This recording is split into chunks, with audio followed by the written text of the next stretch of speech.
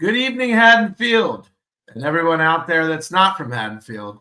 Thanks for tuning in to Haddonfield Talks. We are here with the big cheese himself. I'm so excited to finally have Dave Siedell here, the man, the myth, the legend, the mayor of Haddonfield. How are you, sir? I'm okay, but the smoke going up my skirt is starting to cloud my view. So, Thank you so much for joining us tonight. I've been looking forward to this private chat. I have to give a shout out to my co-host Chris Tempano, who's in Chicago tonight and couldn't make it with us. He does send his regards. Well, give my regards to Broadway and to Chris.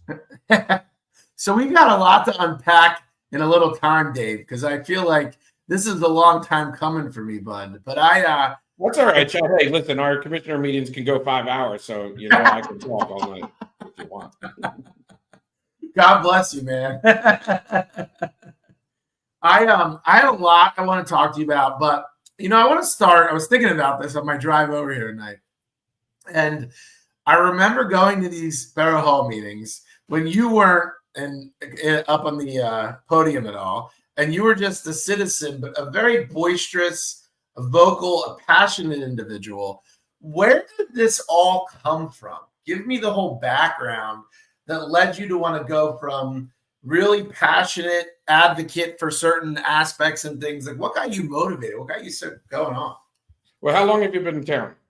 I've been in town since 19, but I've been active I was active with the meetings, I would say, for about 2 years. How long have you been active at the meetings? 2009. Oh, wow. So I had the original Haddonfield Talks, Chad. So I heard about that. Not David Hunter. David Hunt. Frank Halston, Herb Hess, and I were moderators of the Yahoo group Haddonfield Talks. It was from 2003 until about 2009. We argued with Steve Rosenblatt, Lee Stein, God bless her soul, and a lot of folks about the same topics. Let me see: Bancroft, Grace Woods, Dogs Off Leash, the school system. Back then the taxes, you had to vote on them, and they could be 6, 7, 8% raises every year for school taxes, especially. So I've been involved for a long time. So that passion that you see is, people that have been around a long time know that I've been pretty vocal for a long time. Where did it all come from? Was there anything specific that led you to it, or has that just been your passion? Sure. Yeah. Well, I grew up in Philadelphia. My neighborhood went to hell, over the years. And, I decided anytime I go any place, you have to roll up your sleeves. There's two types of people. There are beers and there are doers. I like to be a doer. I think when I grew up, there was a polling place 2 houses down, because in Philly, you don't go to schools. You go to your neighbor's house and, you go to vote. So Election Day became my second favorite holiday. And I've always been really involved with politics. I helped Tish Columbia on 2 campaigns, Ed Borden on a campaign. I had 3 terms in the school board. Oh, wow. I was the president of the Civic Association. So, I started the videotaping initiative with Bill Portalot back in 2009. So I went to nearly every meeting from 2009 to 2013. Wow. And it's just the passion. Was there anything specific in life that led you to that? Or is it just like parents or family influence, any of that? No, you just have to give back. Yeah. And that's my way to get back with my big fat mouth.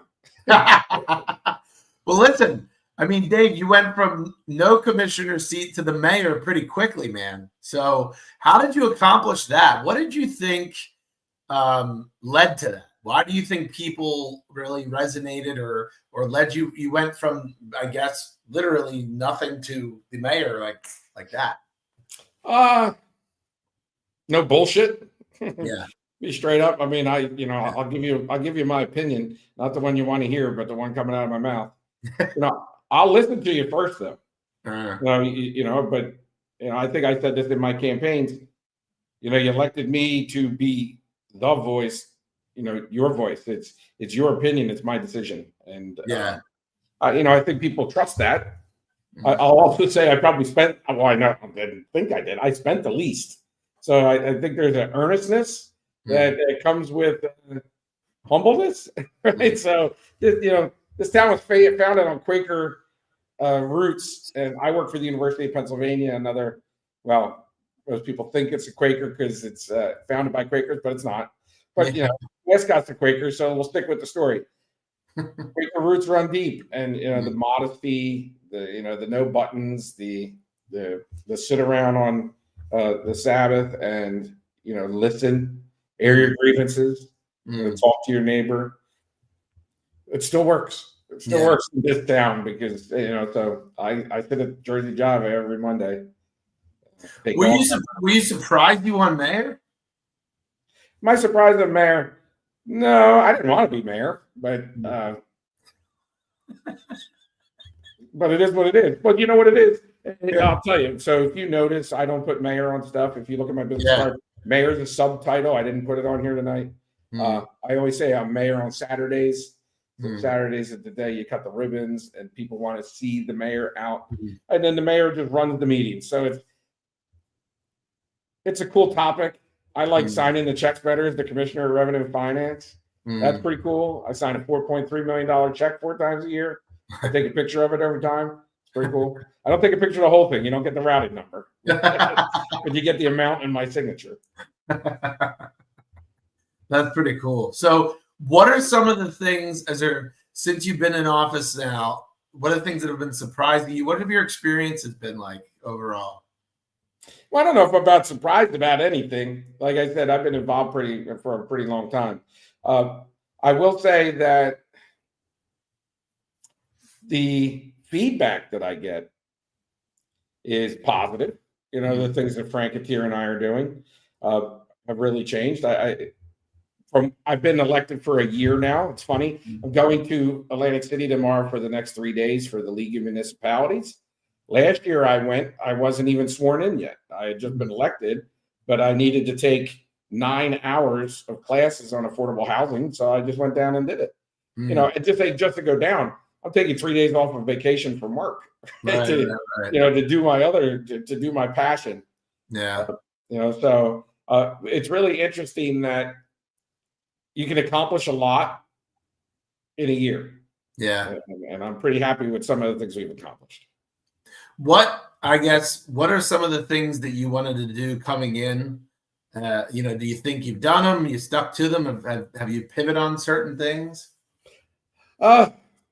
Just letting people know what's going on. Yeah. I think people are content when they have information. Right? They might not agree with you, but if you can explain yourself, at least they'll know that you gave it thought. It might not be the conclusion they came to. It's funny. I say this a lot, and God bless her, Mary Fagan. I served on the school board with her, and I used to say we could agree on every single fact and come to completely different conclusions, and I think that's okay. Yeah. But you have to say what you do agree on, and then where you disagree, because my mind can be changed. My mind was changed sometimes. I won't say at a point of a gun, but a point of cold realization that we were really far down the affordable housing path. This is it. When you can look somebody in the face like I did the judge from last year when I was down in Atlantic City and just say, look at I am had it up to here. She didn't say that, but she said it. And, you just know, okay, let's salvage what we can. Let's make the best of the bad situation, and then explain that to people. Now, some people might not agree. Some people just wanted it a different way. Hey, I wanted it a different way. But so the biggest thing wasn't a Bancroft decision, wasn't anything like that. It was just being able to tell people what's going on, posting the videos so that you can go back. If somebody said, I heard it one way, and you said, I heard it a different way, just go watch the video. You can hear how it was said. And that's really important. So you got rid of hearsay, posting the minutes, approving the minutes, putting those strategies or putting those practices in place to keep making sure information gets put online. We talked about a street list last week. The first thing out of Attier's mouth. Hey, can we put that street list online so everyone can see how we grade the streets? Sure. Why even ask? Just say, put it online. Right. Joanna McDonald is really an unsung hero in our borough because she wants to tell the story. She was a reporter for Channel 10. Right. She knows how to stick to the facts, Edward R. Murrow style.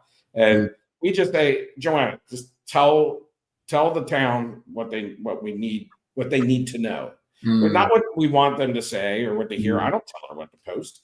I just say, I think it's important to do this. Frank with his weekly crime stats. Well, now that people are used to them, you can start asking questions. Hey, a month ago, the numbers were like this. Car burglaries were really high. Now they're not so high. Why? Well, it's probably because it's getting colder. Right? Or, I don't know. Let Frank answer that probably on your last podcast.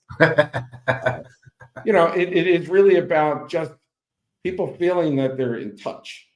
And so that, I think, is my best accomplishment is really took some convincing of people in the barrel hall, to think, oh, you sure you want to say that? Sure. If you don't want to say it, that's when we have to say it. Is that, I'm just curious, like, and it's not so much factual, but more of an opinion based.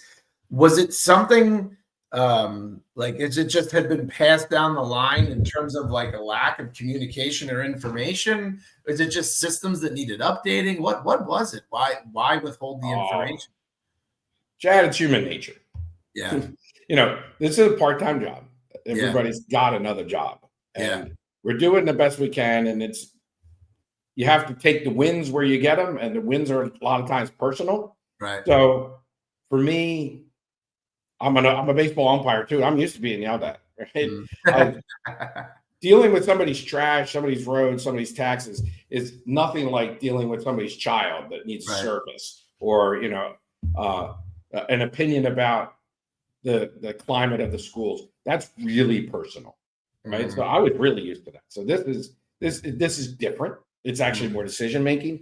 But I'm going back to human nature. Yeah, the more you have a chance to beat on somebody, and I will say some people really beat on Colleen. I'll call it right out unfairly. We're a month away from opening a new police station that she worked her rear end off to get grants. The $5 million grant. Why is it not open? Well, part of the reason is the federal government closed. That last mile of fundraising was that $500,000 USDA grant, and just days before we had our progress meeting to just tell them, hey, we're almost finished. We need the money. The government shuts down, right? So we're just waiting for it to open back up so we can buy things like furniture. Right? So, but if I'd love to. I'm sure you will get a tour of the building. You care about public safety a lot. So, when anything you're trying to do well, you just get beat on.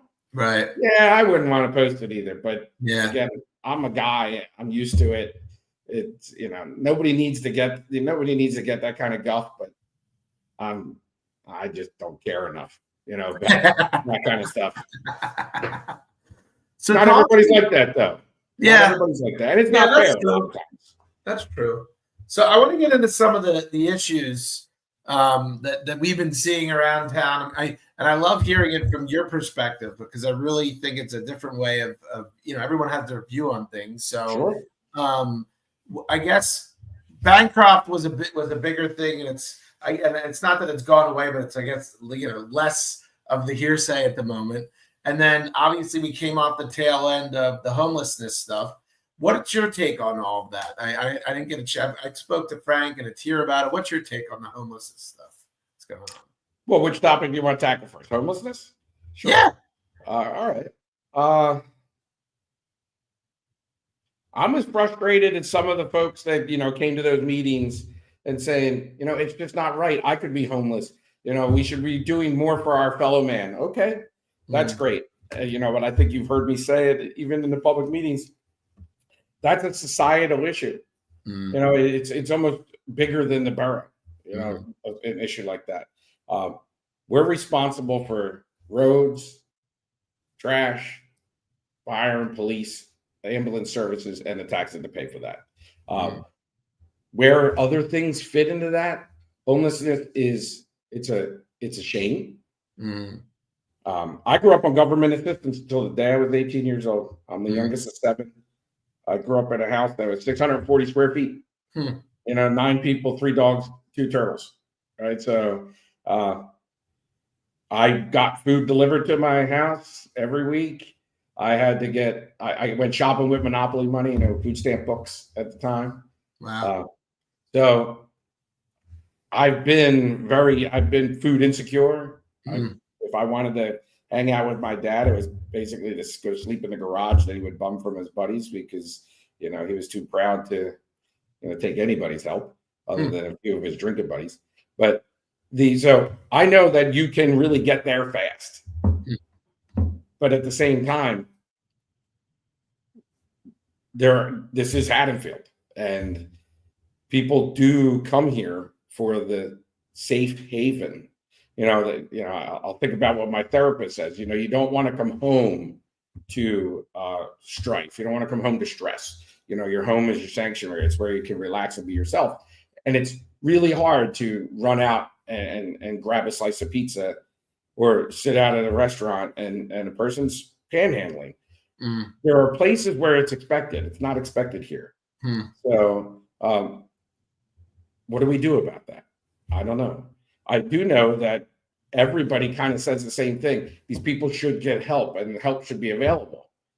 Well, sometimes that help they have to be brought to the help because it's funny when you talk to people, and I try to remind people of this, and they say, I would take all the help in the world. Well, but you're of sound mind, right? You know how to make decisions. You don't have a mental health issue. You don't have a drug addiction or some other dependency. Schizophrenia is a big one where, you're really distrustful of everybody. And it could be well-earned distrust too. And we don't have the mechanisms to help people help themselves. All we can do is kind of check on them, do wellness checks. We just signed a shared service agreement, 2 of them. One with trauma services at Cherry Hill, when we really have to 24 hours a day, 7 days a week, bring in a trauma expert, domestic violence, that kind of stuff. But when it comes to homeless services, we just signed on to a diversionary program for drug and alcohol addiction. So if we do have to arrest somebody, jail isn't the conclusion of an arrest. An arrest is us taking, it's what it's called, a custodial arrest. We take custody of the body, and then we do something with that. We want to take them to a service. Even if they get in front of the judge, we're signing on to services to say, no, you're not going to jail, you're going to rehab. And it's going to be court mandated rehab. This is some of Frank's tough love stuff, right? To say this, if you're not afraid of us, are you going to be afraid of the judge that's going to say, pick your poison, pick your hard, that whole expression? Is your heart going to jail, or is your heart getting over your addiction? Mental health is a different animal though, right? And you don't really, it's not even you have a will, there's a way. If you've ever dealt with addiction, it's not about will, it's something's taken over you. Mental health is that same thing. So how do we get the tools to be able to bring the people to the services if the services can't come to the people? And that's what ordinances are for. So, I get the frustration of criminalizing homelessness. It's not criminalizing homelessness. It's really having the tools to protect people in town who are scared. We can work on the scared part through education and, compassion. The churches can do their part. Human Relations Commission is trying to put together, a series and bringing in experts to talk about why homelessness and what you can do and help.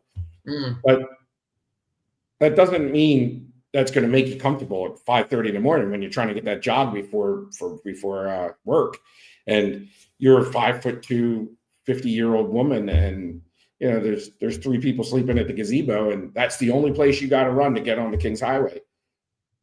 That's an issue too. I mean, and there's nothing wrong with them being scared. There's nothing wrong with them calling the police, and there's nothing wrong with saying, I can do my part and still want a safe place to come home to. It's fair. And we have to balance all of that as commissioners. Yeah. That's a task. That's definitely a task. So what Bring me up to speed on Bancroft. What's going on with that stuff? So we just last month, I guess, we passed the pilot. We had the meetings with the school board. We're in talks with them about how we would help each other. Frank talked about one of the helps that we just did, help get the resource officer back into the schools. There are so many things you can do once you have a good relationship.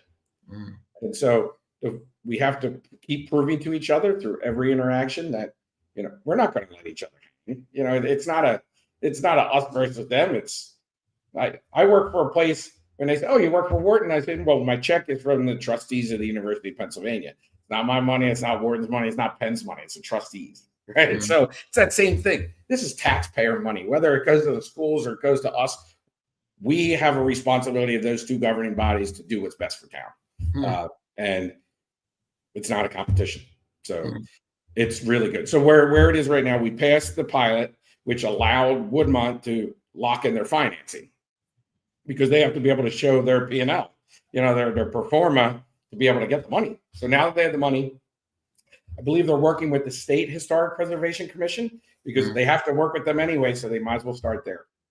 One of the encouraging things I heard a week or two ago was that they came to the Historical Society and they pulled historical pictures of all the different buildings that had been on the property because they want to kind of be very honoring of respectful and honoring of the look that was there. And it's one of the reasons I really like that proposal. They took their time to understand Haddonfield, and I don't see why that won't continue. So now it's the planning board and Historic Preservation Commission to be able to kind of take a look at the materials and the look. It's going to be 3 buildings. It's going to be 96 units. It's going to be on 6 acres, but the materials, the style it looks, the way the roads are, the lights, all of that stuff. We still have a lot of say in that, and they know that. And so I joke about Woodmont and say the only thing they did is they bid on a project, and they sent a guy to describe it who was a little flippant and probably not the best spokesperson. But other than that, there's no. I've not seen a conspiracy theory. I haven't seen the follow the money stuff. Follow the money. These guys needed the pilot just to be able to get their financing. Right, they're a business just like anybody else. Sure. And so I'm hopeful and actually confident that when they come with the design in front of us through the planning board, that we'll have a lot of say. The planning board has shown with their whole process with Pannoni for the master plan, they listen. They'll be very deliberative, and they're not on a timetable. They're on the get it right timetable, not on the, there's no gun to anybody's head at this point. So do you feel like that has been, I don't know if calm down is the right word, but are people a little more at peace or accepting of what it is? Yeah, Chad, that's a great way to say it. They're at peace. Yeah. I keep quoting my fellow commissioners. Frank has a thing that says a negotiation where no one's happy, but they do it again is probably a good one. And we had to do it twice. We had to renegotiate. We had to negotiate and then renegotiate with them because of an overturn in the courts. So we've already been to 2 rodeos with these folks. I think I wouldn't use the term resigned. I would think, you come to peace with it. Knowing that, and I'll do the math on the open space part, was Bancroft was, I used to know these numbers off the top of my head. So 19.3 acres total. And when you divide the school board, which is our land, and it was wide open, as you can see it right now, wide open with all the buildings gone. We tore down the Lindens on the other side, wide open, but they all have buildings. Then you have Lulworth Hall, that's sitting there.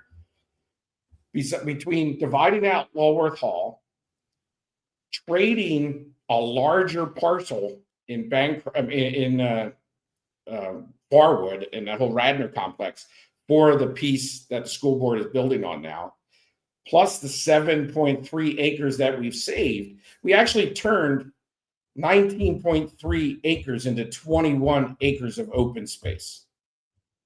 The coconut shuffle came out to our benefit. Now, 5 of those acres are going to have a gymnasium and an extra field on them. Lulworth Hall has been settled, and they're almost finished. Apparently, they're almost finished their interior gut, and it's not a gut like you think. They're taking out the non-historic pieces that over the years Bancroft built. They took the claw tubs. They didn't take out the claw tub. They built wood around it and made a desk out of it. So these guys are pulling the wood out and finding claw tubs. They're finding ornate woodwork behind drywall. They're finding banisters that were just closed off with drywall on both sides. They have to rip all that out so they can get to the bones, so they can start building it up. And when Woodmont's finished, not only will we have Woodmont, we'll have a brand new road that's going to be wider from Kings Highway to the bridge on somebody else's dime, which is great.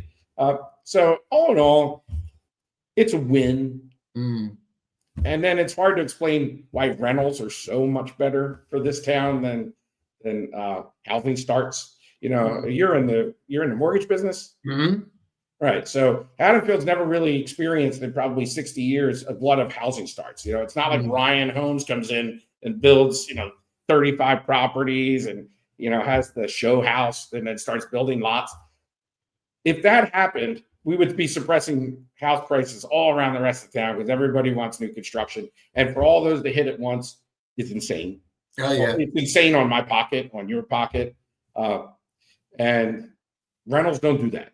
And rentals, it's funny, they'll pack apartments for kids. I live in an apartment. I'm right here, and I'm in Haddonfield Manor right now. And there's one family in my building, and it's all 2-bedroom apartments, right? And those are the quietest kids in the world. Every kid's quiet, but it's really hard to do apartment living with a family because you're going to have the neighbor banging on the door and saying, "Shut the damn kids up." Right. So that's not a conducive environment. I don't care how good the schools are. And the numbers really do bear it out around town that our clustered apartment complexes don't generate children. They just don't. Right. Yeah, that makes sense. I guess then we move towards some of the other stuff that I think have become more of a. So we did the Bancroft, we did the homelessness stuff. I want to shift a little bit to celebrations and some of the event stuff.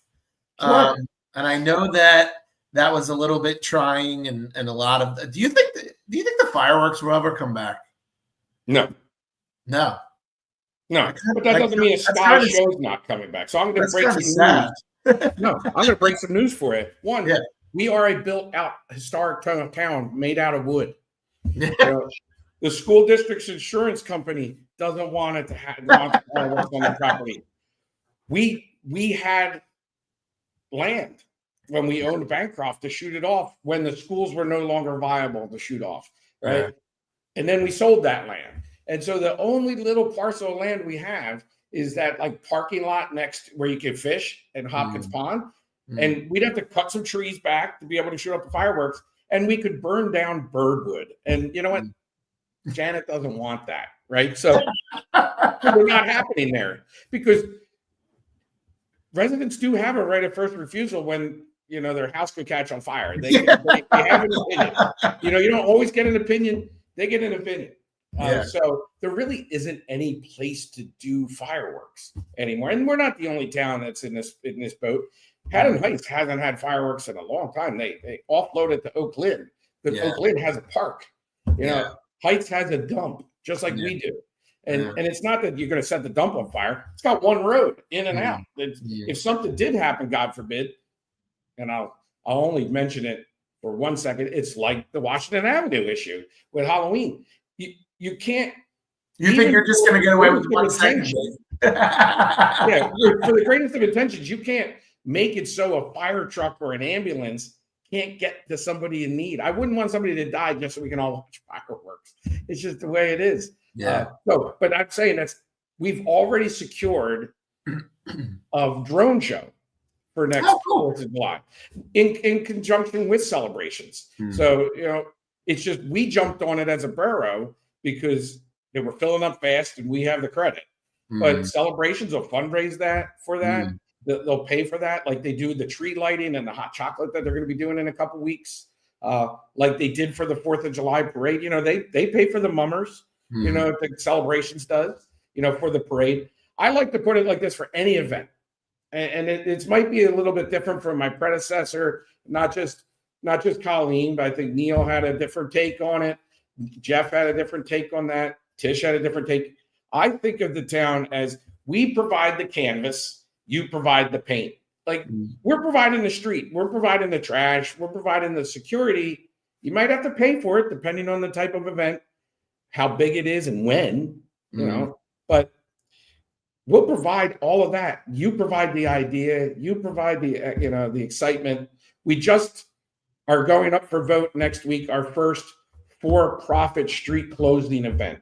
It's a New Year's Eve ball that Sparrows and Kings Road want to close off part of Mechanic Street, you know, to have that. I'm good with that. If I were king of the world, I would close off Mechanic in that parking lot once a month. Yeah. And offer it out to somebody to do something with it. Like, again, we provide the canvas, you provide the paint. So I'm all for the events. Now, events do come and go. You know, I spent a lot of money in my 20s getting model trains, you know, Lionel trains, and they're worth nothing now, right? So, you know, because some interests come, some interests wane. The car show is not one of those things. We've been talking with the Runnymede, you know, the car people to bring the show back. There's just a reality that we can't just put pieces of wood out to block the road again when you're going to have 1,000 people on the street. We have to bring the heavy dump trucks out, the fire trucks. They're not just there for show. They're there for somebody who's got a screw loose to get in a car and go plowing down Kings Highway. That's a whole different ballgame these days. Yeah. And that's why our volunteer and our police auxiliary, God bless them, but they can't arrest somebody. And nowadays, with the events that you see in Collingswood, they had a great it wasn't this Halloween, like Halloween before. I was in line with my kids waiting to go to the haunted house, and then they told everybody to go home because there was a big fist fight, and a lot of kids came, and it's because they didn't have police presence. They only had volunteers trying to keep a crowd of people. They're not trained in it. And sadly, this is what our society, you know, to go back to almost like linking it to the homeless issue, it takes people with know-how and authority to keep peace. And sometimes that costs money. If on the schedule, we have to pay overtime. Yeah. I mean, the fireworks, it'll be missed, though. Oh, I'm sure. I love the smell of fireworks. Yeah. But there's something to be said from a fundraising standpoint to have, and Matt Ritter, if you're listening, the Subaru logo for 30 seconds in the sky of a 20-minute show, and that pays for the whole thing. Listen, I'm all for that, man. If anyone knows about fundraising, I did it in 10 days, so I get it. When you want to do something and you got a purpose and a passion. Oh yeah, your cameras. It only took you 10 days to raise the money, right? That's it, man. That's it. You know, the Turf Committee. They were dedicated. They raised $600,000 or something like that, you know, to put turf out on the, you know, to turf the high school and anniversary field. Where there's a will, there's a way. Good segue, Dave. So I want to know so you have children. You had children that played sports in town, I take it, right? Mm-hmm. So for people that don't know, what is the relationship with, so the fields, Crowswood, and some of the others, they're owned and maintained by the borough, right? Or no? They're owned by the borough. They're jointly maintained. Jointly maintained by the individual organizations? And the borough. And the borough, right. So, I mean, I'm just going to be honest. Crowswood is a mess. Oh, my God. Really? I'm surprised. It's a mess. So, is there any other place we can do this stuff with the kids? I mean, it's a mess. Well, and that's so we're in the process of completing the first round of a 2-part grant that we're going out with the DEP, the Department of Environmental Protection. Yeah. It was our town dump. It was capped in the 70s, and it was capped to the quality of the 70s, which was a lot of like ash, you know, a lot of packed leaves, a little bit of stone, a lot of rocks. Last time they did Kings Highway, they pulverized the rocks. There are slabs of Kings Highway under there, you know, that look like were dropped in because it was cheaper than hauling it to the reclamation place, probably in Belmar. Wow. And that was just fill. So they put heavy things on trash, then put dirt and grass. And, you know, it worked for a while, but it stopped working. And the DEP we had to shut down fields because not just glass comes up. We got springs every once in a while, hinges, stuff that you just threw away. And I always say that if there is a puddle, that's because the cap is still good. Everywhere else, there's not a puddle. The cap has already failed, and the water's just going down there.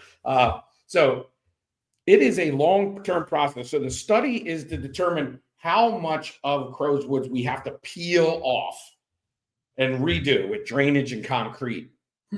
That's what the DEP will pay for. And then we're trying to get more of a grant to say, what do we put on top of that?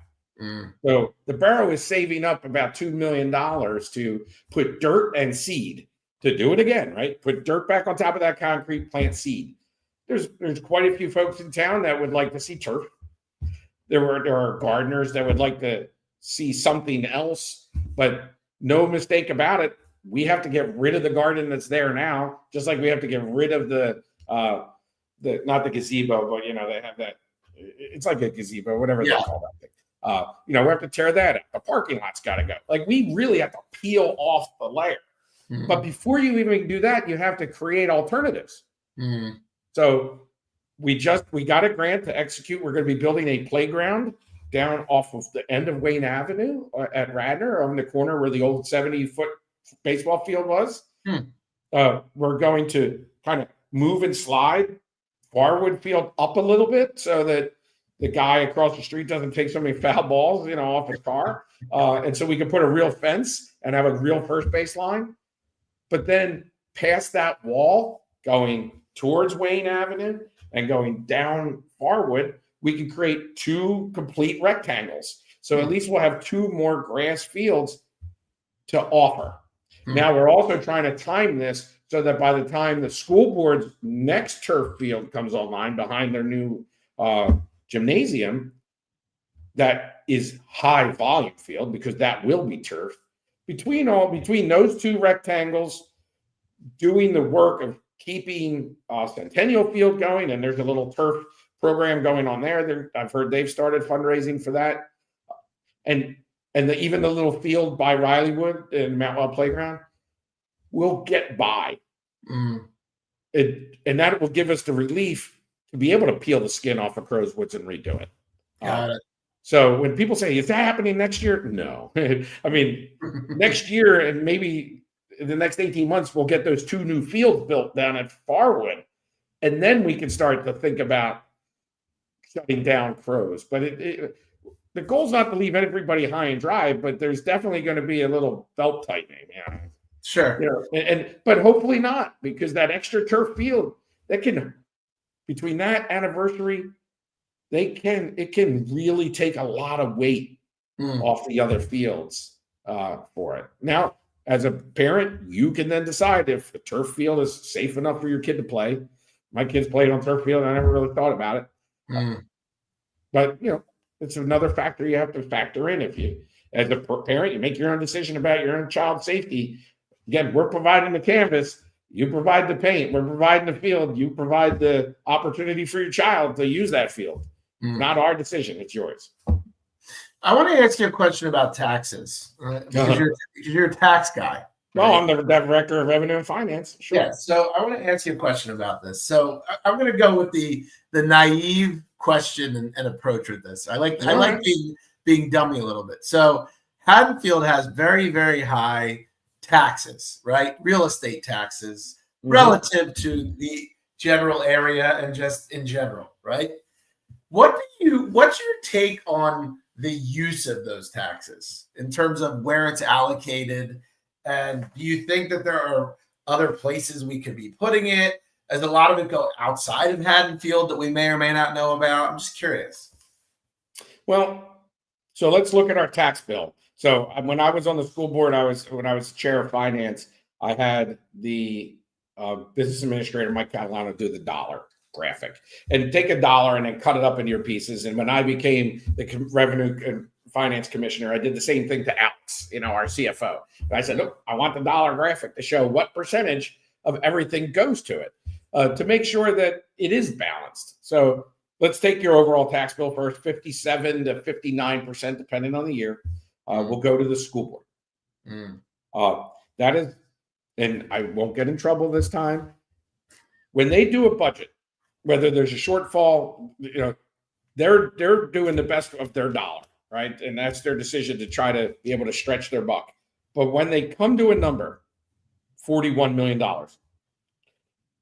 the borough guarantees we're gonna collect taxes and pay that $41 million ask.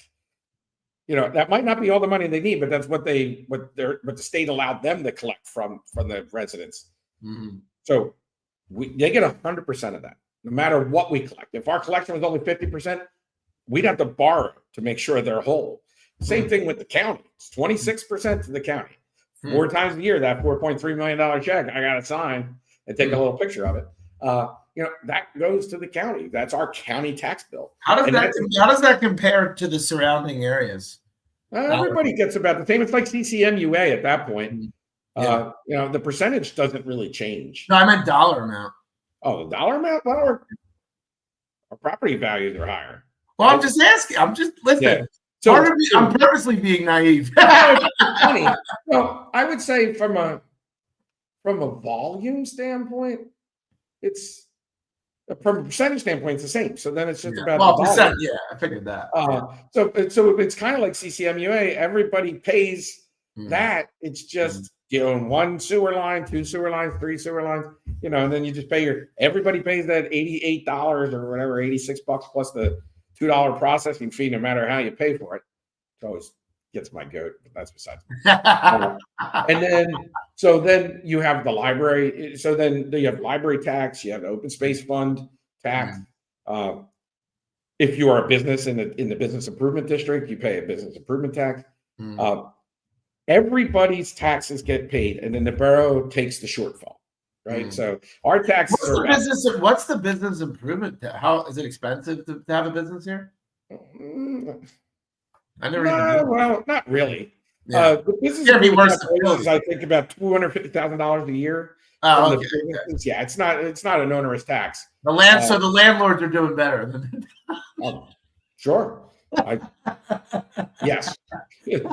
Well, they own property. It's not just appreciation and using it to borrow another dollar. Listen, owning a piece of Kings Highway gets passed down through generations. Yeah, of course, it is definitely generational wealth to own a property. Yeah. So all of that, the borough is 17 to 18% of your tax bill, and of that, about 40% goes to the salaries of the police, and then paying the stipend program for the firefighters because they're not employees, they're volunteers.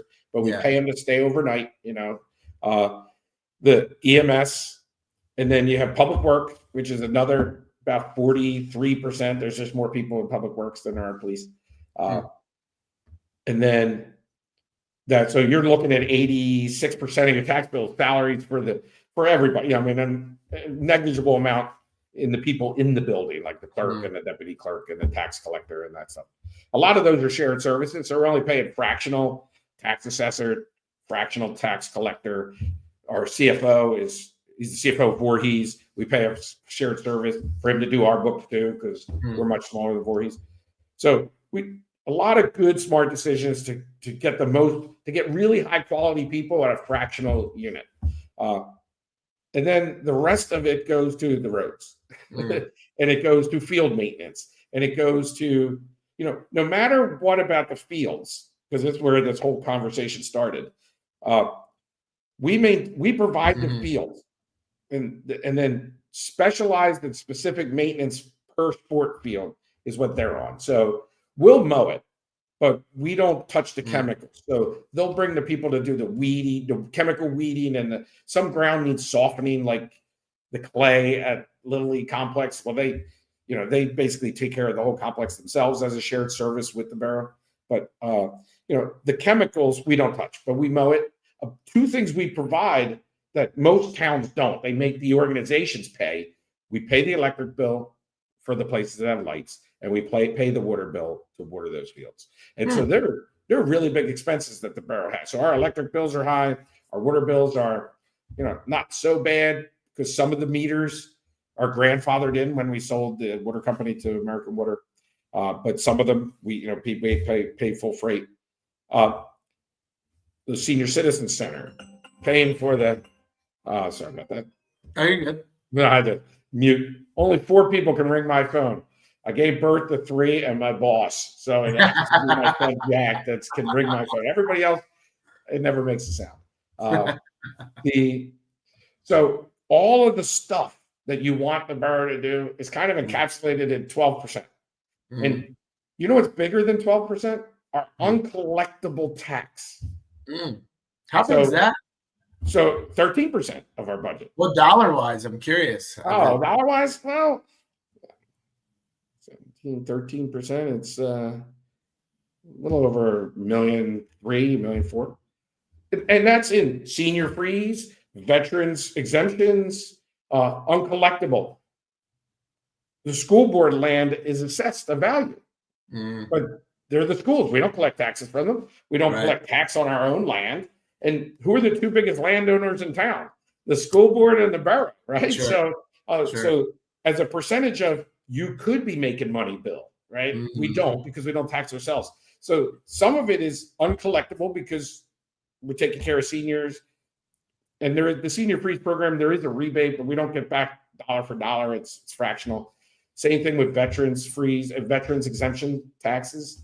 But since the 2 biggest landowners are untaxable, it's a big part of our bill. It's money we forego because we're using the land for public. I want to ask you a very obvious boring. You asked me a question that was boring. No, it's not boring. I'm going to ask you in a very non-technical, very obvious way, right? Because our property values are so high, right? Many would think, do we have, based on the population, more money, right? But that's I'm running through an obvious question of this is what people probably think, right? Yeah. Such high property values, is there necessarily more money available? Period. No. And it's funny because it kind of goes back to that school board thing. When they set their budget, $41 million on local taxes. If we hit a windfall, they don't get any more money. They get what they asked for, right? The borough might be able to use some, start filling some of our surplus accounts, but it doesn't mean the school district gets any more money. We're not allowed to give them more money because that would put their tax rate above the 2%. If we got a windfall, we'd have to give it back because we can't raise taxes more than 2%, plus and minus, depending on whatever, little window that the state gives us from year to year. There's some exemptions every year. But here's where it really comes down to, and it hurts the school district way more than it hurts us, and that's the state funding formulas. So, Haddonfield doesn't need money because they have money. That's what you just asked, right? But we're based off of municipal borrowing, a lot of times based off of median income. So our median income is $178,000 or something like that. That's the median family income in Haddonfield. So that means half of the households of 4,500 households make less, half make more. The school district, it's on average household income. So the person like me who's close to the median, I'm on the good side of that median, but not Bryce Harper side of the median, right? And they're dragging it up. But the point is, Bryce Harper might make $30 million a year, and his household income is part of that equation. But his house is still only like $1.5 million, and we're still only collecting $28,000, maybe $30,000 a year in taxes from him. He could make $100 million a year. We're still only getting $30,000 in taxes off his property. So the fact that any of these formulas look at income and not property value is insane because we can't. Nobody's knocking on his door and saying you got to give more. Well, police and fire are. They say give me $50, right? But that's not how it works. So salary and family income. It's why our property values are high because it's really more supply demand. Our house isn't made out of different material than anybody else's. It's just a more desirable location. But so that's where the skew is. Yeah, we got people who make a whole lot of money, but you can make a whole lot of money and live in a 3, 1.5 on South Edge Park, and God bless you. You're putting it all in the bank, or hopefully you're doing some societal good with that money. But you don't have to. That's on you. What areas do you think need more funding? I'm sorry. Again, I don't even. I'm gonna have to tell them. No, I'm just gonna tell them. Look, don't do that. Hold on a second. What departments, in your opinion, could use some more money? 1 second. Yeah. And I'm a text. I'm a dude. I'm gonna call. I'll call you back when I'm done.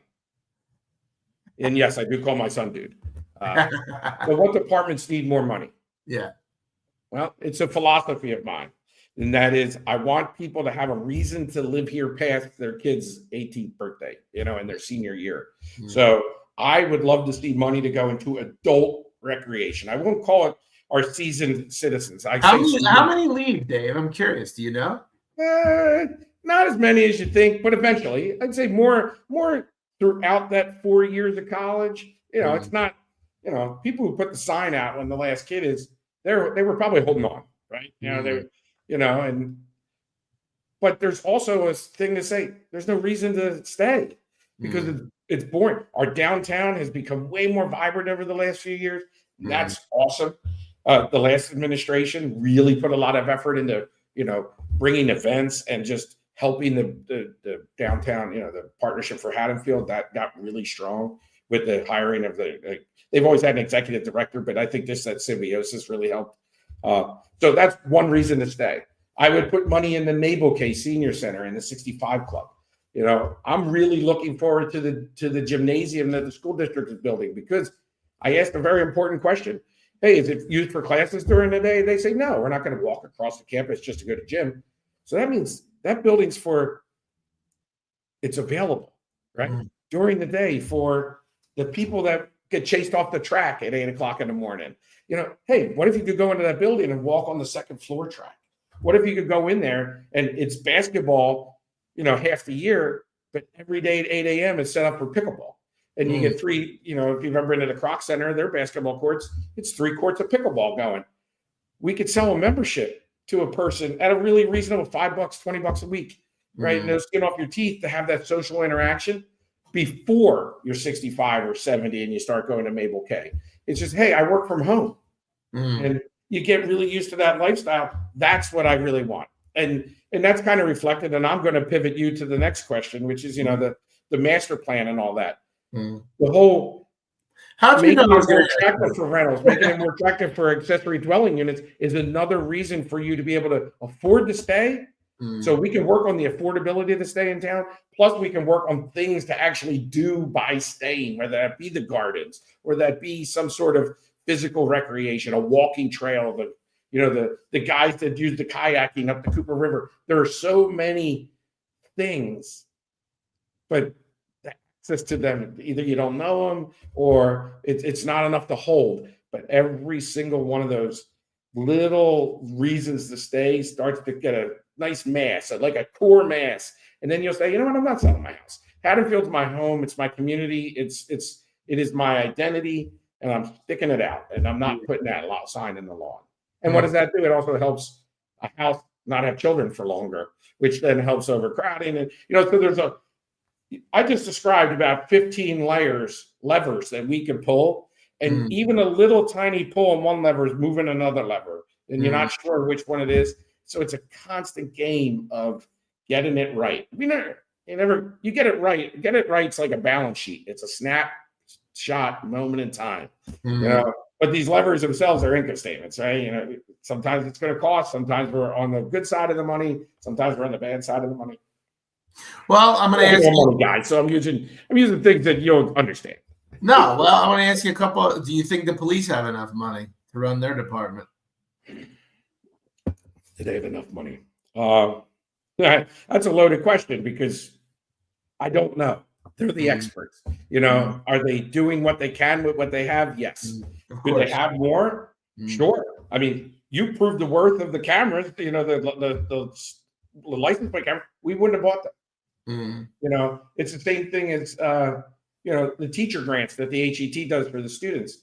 The school district wouldn't buy a thing that makes that takes your pottery clay and makes it all soft again for the next class. It's just it's a luxury.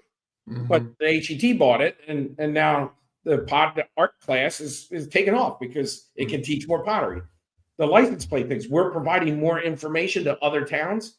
It's a way to share. So the next time we pick up the phone and say, hey, can you help us? They say, sure, because you helped us, we'll help you. So they could always use more money. You could always be safer.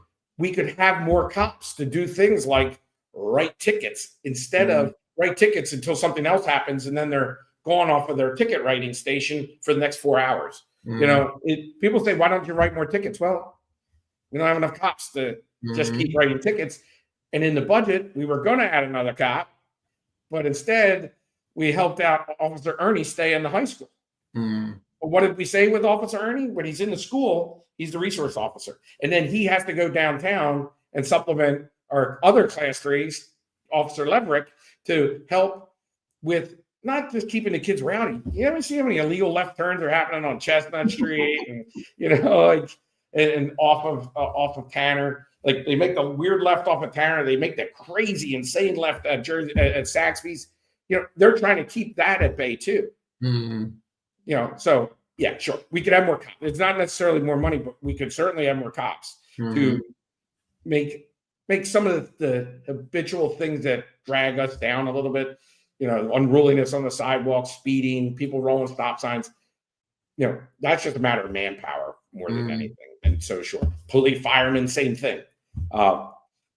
We've done a very good job making sure we're manned, but we are going to be approving going after a grant to study making some changes at the firehouse so that they can recruit more women firefighters, so they can have their own bathroom and their own shower facility instead of this whole sharing thing that they do now. That will definitely help town have more volunteers. We provide the canvas, you provide the paint. Like we provide the bathroom and the shower and the changing service in that building. And then you go as a volunteer organization, go recruit more women. How would you grade us fiscally? Physically? Well, no, fiscally. Financially. Oh, very healthy. Yeah. Oh, very healthy. But people say follow the money. The money's not the money's stretching like rubber right now, right? Like it's fiscally, we are very sound. And sound is sound policies to not get ourselves in trouble, not overextend ourselves. Could we have some things that other towns have? Sure. But what are those towns forgoing to have the thing you want us to have? Like in your personal life, a lot of people hear money's not the object. It's and so it's hard to say, hey, we got to tighten our belt a little bit, or we're investing in that cute downtown. We're investing in our school system. They're the two economic engines of Haddonfield, right? Sure. The quaintness of the store, the quaintness and the safety of the town. Now the football team, Dave. Well, of course the football team. It's funny you say that. Last night, in my memories of today on Facebook, it's me watching Haddonfield score their 4th touchdown against Camden on the goal line, and we won that game. It was I think it was the Foley brothers' second state championship, and then we're on their way to North Jersey to kick rear end, and they beat Camden. Well, it'll be this Friday. But that's another reason why people move here, right? The reputation of our schools isn't just academic. It's the #1 athletic school in New Jersey. It just came out. I didn't know that. We have 2 behemoths in our tennis, boys and girls tennis, and our cross country and long distance running, our swimmers. We just don't lose in some of those sports. Yeah. But then again, our plays are fantastic. We have the Golden Kazoos, from the Mabel K Center. The biggest volunteer organization after the Rotary in this town is probably the 65 Club. All the retired, men that use that club, they don't just sit around. They sit around saying, how can I help Haddonfield? And then they go out and do it, over and over and over again. I'd give them more money. Give money where money's doing good. Yeah. Yeah. But we don't have anything to give. So, So what I'm curious, and not that this is going to be the last, this is going to be the first of many. What are you focused on at this point? Even though I know you didn't want to be mayor, what do you want to accomplish as mayor? How do you want to cap this off for you? Well, keep up the strides we've made in public trust. It's a big one for me. And that is making sure our minutes go out, making sure those videos go out, making sure one of us is explaining the decision. Either explaining the decision we're going to make, and then have nice lively debate where we actually listen. And I think we've proven that we are listening. We are making adjustments based off of feedback, and then explaining ourselves, because you're going to have to vote for us eventually again. And we'll have a nice big track record, and you can go back to every video. You can watch me yell at one guy for, when I was on the school board. You can play that on loop. I don't really care. It happened. Right. So that's important to me. But coming up, we have a new master plan. The first complete revamp since 1984.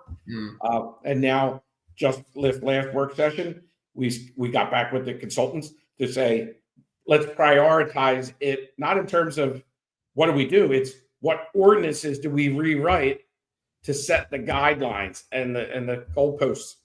So that's the work that's going to take more than the next 4 years. 4 years isn't enough to get them all done. Our first priority is going to be the things that people complain about the most: tear downs, oversized houses, impervious coverage, creating, rain issues.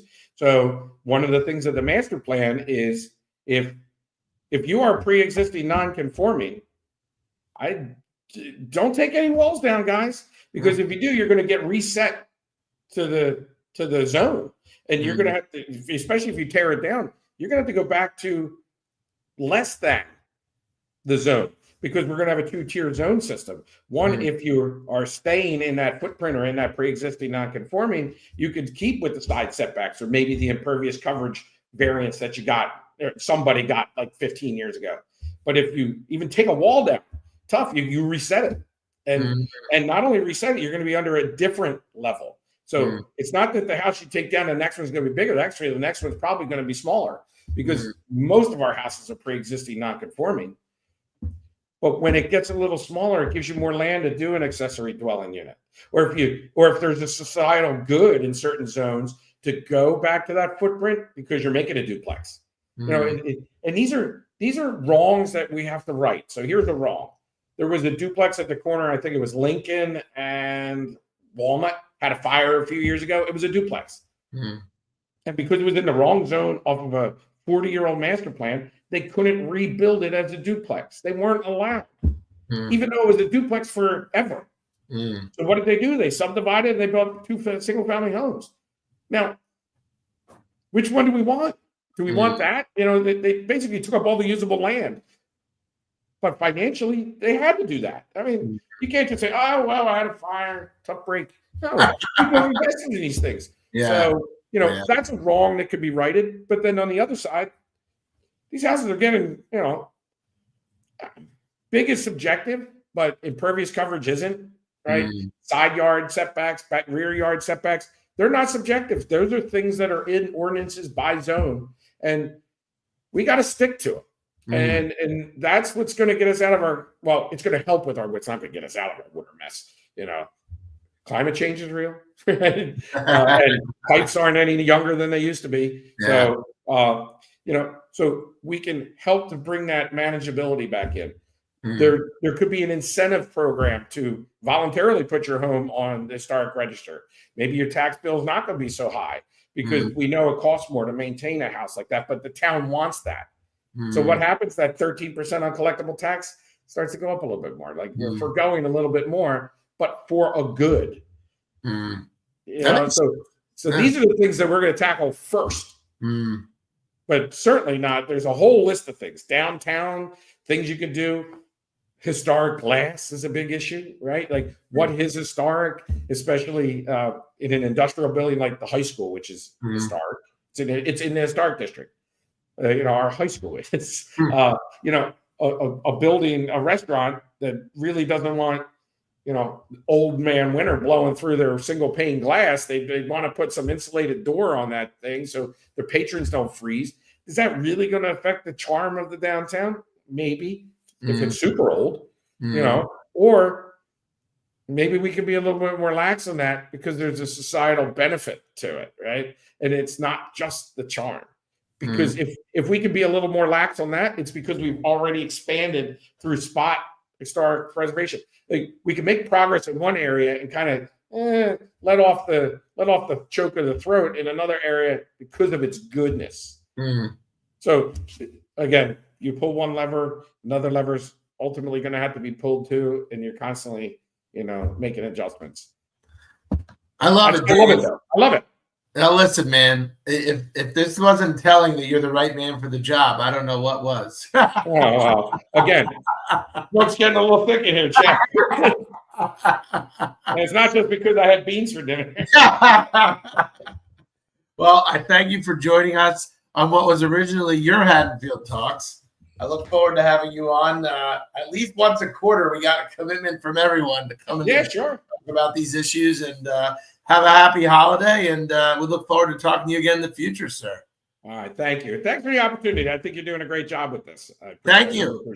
I appreciate it. Haddonfield, have a good night, guys. The full recap will be live on our YouTube page after this, and look for some reels coming out this week. Everyone have a happy Thanksgiving. We'll see you again soon.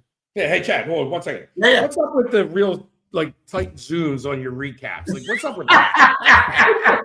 That, Dave, is what they call AI. All right, fair enough. All right, fair enough. We'll see how you look soon, buddy. $50 million smile. I know what I look like. I know what I look like. Have a good night, everyone. Thanks, Dave. All right, see ya.